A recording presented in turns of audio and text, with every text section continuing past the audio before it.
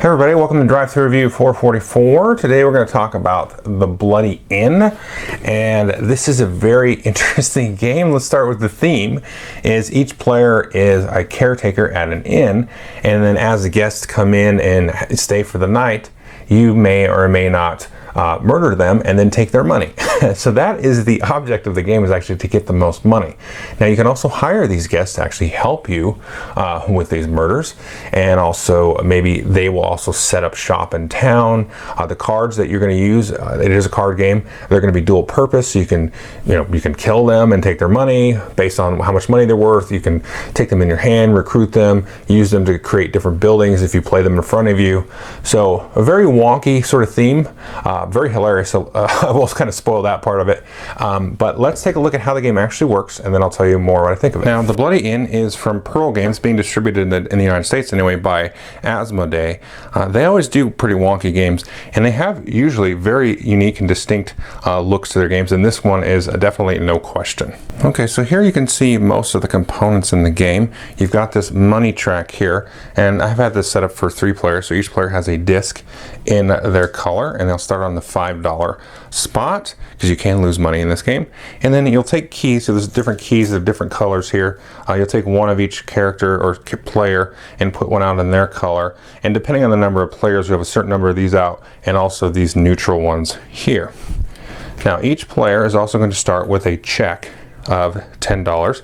Now, one thing to note about the game is once you start to get money up here towards 40, you're going to need to take an action to pass and actually cash in your money and then come back down. This is called laundering money, so there is actually a cap. If you were here at 40 and gained, I don't know, $20, you're not going to get any of it because, there's a limit there. Now, there is a variant you can actually play without it. I played that, and I played it with it. I'll tell you in the review which one I like more. Now, one player will get the start player card, and just a quick note, this is kind of interesting. We have just made fun of this character. We assume this is sort of the guy that we send out to actually commit the murder or something, because he looks pretty, I don't know, he looks pretty weird. It's the same on both sides. And if they ever do a second edition, it would be kind of funny if they had like the same character, but in sort of more, traditional or uptight garb, and maybe he's sort of the doorman at the inn, inviting these guests in, and then at night he becomes this guy.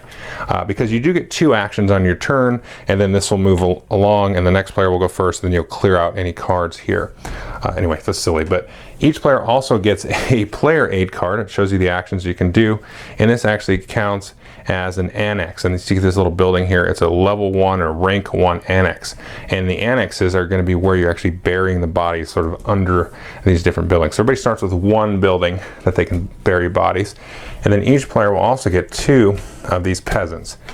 And any peasants that you play, you'll actually discard them for actions. Will go here, and then you can retrieve them later. So these are the 2 peasants. There's male and female. There's no difference in terms of gameplay. So you'll start with those, and then the first player will take cards from here and then put them into any of the open rooms, and these are any of the rooms with keys.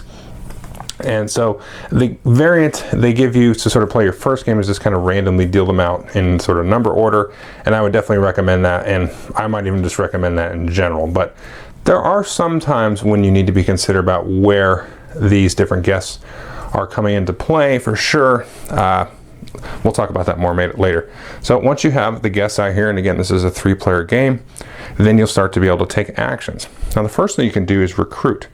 And whenever you do an action, the main thing that you're going to look at here is the rank. So you see that's a rank 3. And then this one here, this monk, is a rank 1. If you will notice here, these peasants also have a rank of 0. And some of these other guests here that come in also have a rank of 0. And that is always going to be the cost whenever you want to do any of these actions. So if we wanted to recruit this monk, remember he had his rank of 1, we'd have to discard 1 card. If it's a peasant, we'll discard it there, and we'll take him into our hand. Now, one interesting thing that you can do, let's take this peasant back, and let's say we had this guy in our hand from a previous turn. Let's say we wanted to recruit this guy. So you can see he's a rank 3, which means normally we'd have to discard 3 cards. And so we would discard these 2 peasants. But this guy has got this little money symbol, and so that means when you use him for a recruit action, you actually will get him back in your hand. You still need to have him, So we'll discard these two, get this one back into our hand, and now we've recruited this guy. So you can see how a little bit this can have a nice little sort of a snowball effect. And all of these different characters, well, not all of them, but most of them have sort of a special ability that they're good at.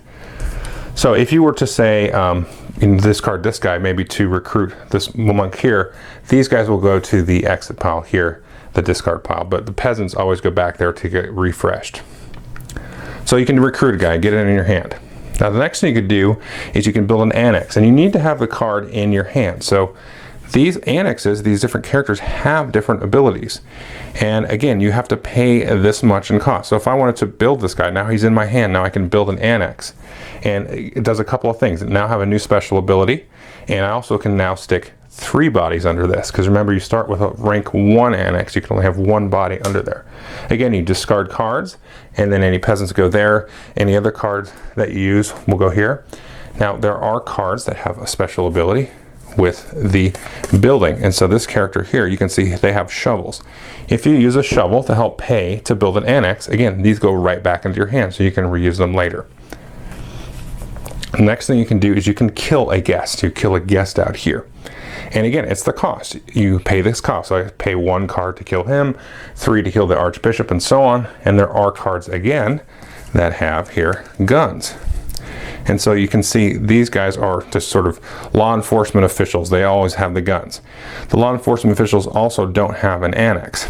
So I'll talk about more about these guys in a minute. But again, if you pay, let's say I wanted to kill this guy here, 3, it cost me 3 cards. And if I use these 3 cards to do it, then I would have to discard these 2. This one I would get back into my hand because he has the special ability with the gun. And when you kill a guy, you're going to take him here. Let's say we killed the archbishop. And then we're going to flip him over. And you can see it shows the rank there on the back. It's the same rank, of course, that's on the front. And you'll notice the little dollar amount here. This is showing you how much money you're going to get, or how much you're going to steal from him once you bury him. And this amount is also there. So you're going to stick him and put him in front of you. Now the final action you can do is to bury the body. And so this, you can see, you can bury 1 body here. And again, the cost to bury these is the rank. You still need to discard cards to get some folks to help you get rid of the body. And there is, oh, here we go. These guys here with the little, these are always church folks. You'll get them back when you use them in an action to bury the body. And so once you bury the body in an annex, you're going to get, excuse me, that much money on the track.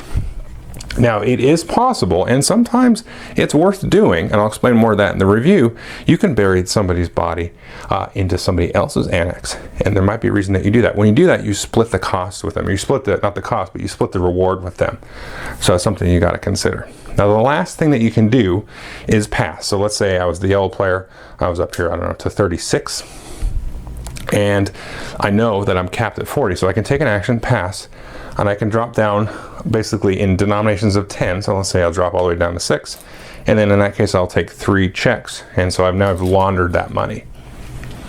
And so everybody's going to take 2 actions. So starting with the start player, 1 action, 1 action, 1 action, come back around, everybody takes 1 more action, and then you're going to look here at who's left in the guest house. It could be any number of players, and anybody that's left in a room that has your color key, you're going to get $1 for.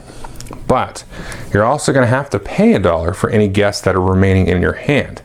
If you cannot pay for them, let's say you get back down here to 0, you'll have to discard guests that you couldn't pay for. So in this case, I have 3 guests.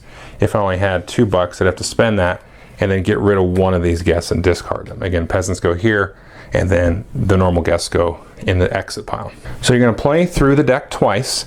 Once you go through the deck once, you reshuffle, deal them out again, and then you'll play until you have less cards than there are players in the game. So if we're playing a 3-player game and you only had 3 cards, you'd still play that round out.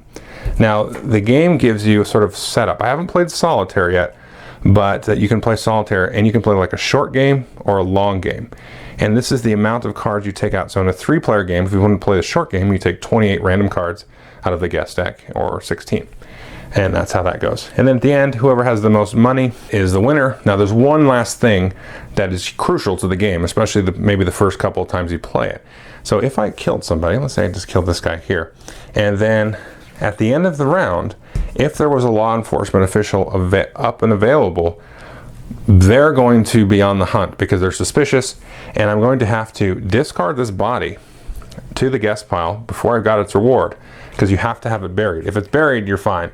But if there's a law enforcement official out here, you have to discard the body and then lose 10 bucks. So probably just lose a check or 10 bucks on the board here. And the same will come into play at the end of the game. If you end the game after that second time through the deck, then the same thing. You've got to bury these bodies. You're going to lose money and lose the bodies. Now that's it. It's very simple, but there's actually some decent amount of strategy and nuance and sort of trickery that you can do with the game. So let's talk about that. Okay, so that is the Bloody Inn. And what do I think about it? Well, I'm pretty sure I said at the beginning I kind of didn't like it, and then I kind of warmed up to it, and that was the case for my group. We've been playing this at lunch at my work group. Had a great time with it the last couple of days, but it's very sort of different to get into. I know the first time we played the short game, and that is a very abbreviated play. You get to that deck a little quicker than you would like. Now you can still have the rug pulled out from underneath you in the long game if you're not careful. You've got to be very careful about when the end of the game is coming, because your actions are very limited. You've got 2 actions, and you've got to be very wary, again, remember, of the police officers that are around that are going to hopefully find your body. So if you're trying to maybe like build this really cool annex with this cool special ability, but you also want to, you know, kill this high value guy because, you know, you want to take all his money because he's got a lot of money on him, you got to kind of weigh that and weigh, you know, what's better. So I would recommend, my recommendation is to play the short game just to kind of learn the game, because it is very different style of game, because the cards can do really so much. You can kill them, you can get them into your hand, and you can use them for their little icons at the top to get, you know, kind of reuse them. I mean, for example, one thing you can do is maybe you build a building that lets you bury them for 1 cheaper. So if it's a rank 2, you can build them or bury them for just 1 card. But then in your hand you have some police officers, so instead of worrying about them actually catching you, you hire them, so to speak, you recruit them, and you use them, and they have the guns, remember, so you can play them, kill like a rank 2 or 3 guy, and then you get them right back, so you can kind of reuse that again and again and again. Of course, they're not going to help you be able to bury them, so you need, you know, grave diggers or, you know, the church folks to help you with that, or just the peasants. So because the cards have a lot of these uses for the special abilities, you know, you can get the money out of them, you can build them for the annex that they come with, which is going to give you, you know, different abilities and things that you can do to sort of short circuit some of the basic parts of the game. There's a lot to really consider, and then you really have to be very aware of the actions and how many cards players have to do things. You don't want to get caught, you know, killing somebody the first thing in the round, and there's 3 police on the board, and you're playing a 3-player game, and the other 2 players are like, cool, you can sit with that, because we're not going to get rid of the police, we're not going to hire them or kill them ourselves, because they're going to come and find you, you know, and then you got to discard the body, you wasted it, now you lost 10 bucks. So that hangs like a heavy hand over the game. But it's really cool. It makes a lot of sense. It works thematically. So you've got to be very cognizant, I said that word a lot, cognizant about the discreteness of all the actions. It's very, you know, 1, 1, 1, 1, 1. Everybody takes 1 action, 1 action, 1 action. And a lot of that times is just getting cards into your hand so you can pay for other stuff. You know, a lot of the cards, they cost 0. The peasants cost 0. And actually, I should say, when you do the recruit action on the peasants, you can actually just take 2 of them if they're there, because they are limited. There's even a card that you can build. It costs 3 a build, but when you go to do the recruit action, take the peasants, you can take 4 at a time, which is huge. I mean, I actually had that one like in the first, I think I built it maybe in the 3rd round of turns, and I just abused it. And I had a huge lead, and then somebody almost caught me, but I abused the heck out of it. And because getting those 4 peasants when I go to recruit them, you know, it's huge, because I can pay for anything I want. Again, they're in my hand, and you got to pay for them at the end of the round. That's the other consideration as well. So the deal of the cards, because remember, you take some out of the deck, is going to really change it up. If that brewer card, which is the one that lets you take 4 peasants, isn't in the deck, you can't count on that, or it could be at the bottom of the deck. So maybe you can build them, you know, towards the end of the first half of the deck, but you're not going to get as much use out of them, you know, because you're only going to play with them for about half a game. So maybe you just kill him and take his money, because he's, you know, he's a high dollar, he's a 3 cost. But some of the other ones that are, there's like kind of those one-shot, more rare cards that are in there. You can kind of go and get those and sort of build up. And then you want to get some annexes out, for multiple reasons. For the special abilities, but also you need places to stick the bodies. And that's the other thing I was going to mention was, why would you ever stick a body in somebody else's annex? Because you're splitting the money. Why wouldn't you build them in their own? Well, if you fill up their annex and they can't bury a body and the cop is around, they're like, well, I was planning to bury the body on my second action this turn because there's a cop out here, but you took up my spot. You wouldn't do that with a high dollar one. You do it with like a little $8 one. Yeah, we each get 4, but it's not that much difference. I'm not going to do it with a $26 one and give up, 13 out of that. So you have to kind of weigh that. You do that usually with the lower value ones. That's a really cool mechanic. We figured that out because we weren't doing it at all. We're like, why would I ever bury a body in your thing? I'm giving you money. But it's like, oh, I can screw you. Then you're going to lose the body. The cops are going to find you. Or not even that. I just take up a slot and you've got to build a new annex to put any more bodies in. So it's very nasty. And that kind of fits the theme, though. So it's got a lot of those reuse, card reuse mechanics, but very different, very, very different from any of these other games like that. I'd put it probably like on the similar weight of like a San Juan or something, but it plays out completely differently and very interesting. So there are some variants. I should talk about those. The one is you can play without the whole laundering money. So if once you hit 40, you just take 4 checks and then kind of reset and then, just add the money that way. That's actually pretty interesting. Now, it's not super clear on the rules what you do when you sort of have to pay for your, the cards in your hand after you've looped, and now maybe you're at like $42. You've only got $2 and the rest of it's in checks.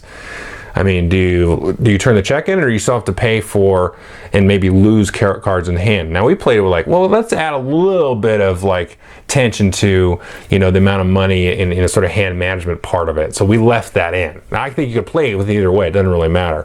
But definitely taking that out of having to sort of waste that action to launder your money is a game changer. It doesn't change the game like at its core, but it's definitely that one less thing that you have to worry about is like, oh, I really wanted to do this, but well, if I bury this guy, I'm not even going to get like a third of what I would have gotten, but I've got to now pass and launder the money, and that's going to screw up my plans. So there's a lot of that kind of stuff to really consider. And then the other variant. So I'm sorry, I was having a little bit of a brain fart here. Is that's right, the random deal of the cards. Sometimes you'll be able to replace the keys out on the board, and you put like a little room service tokens out to get money. That comes into play a little bit, but I would say definitely for your first game or two, just randomly deal the cards out and don't worry about those too much. I think it will add a little bit of too much AP the first few times you play it, but we definitely play where the start player puts them out discreetly. You can see the next card in the deck, but you can say, okay, well, I'll put this one here. Okay, that's the next card. And I can see that being a little bit AP prone early in the game when players don't really know the cards. But once you play it a few times, you'll be able to get it. It doesn't take very much time to do that. I really enjoy the game. And like I said, I kind of grew to enjoy it. Very wonky, awkward at the beginning, but cool theme, horrible theme, but interesting, funny. We were telling stories about all the different people, like the brewer, he's getting all the peasants drunk and they're getting to do all his work for him. Whereas Billy over there, he's got the police force working for him. It's the corrupt police force. They're killing other cops, and you can go for different strategies. Sometimes you'll get points from some of those 3-cost buildings based on the number of guests of a certain color that are in the exit deck. So there are some different ways to win and stuff, but it is also very tactical as well. Okay, definitely take a look at it. Thanks.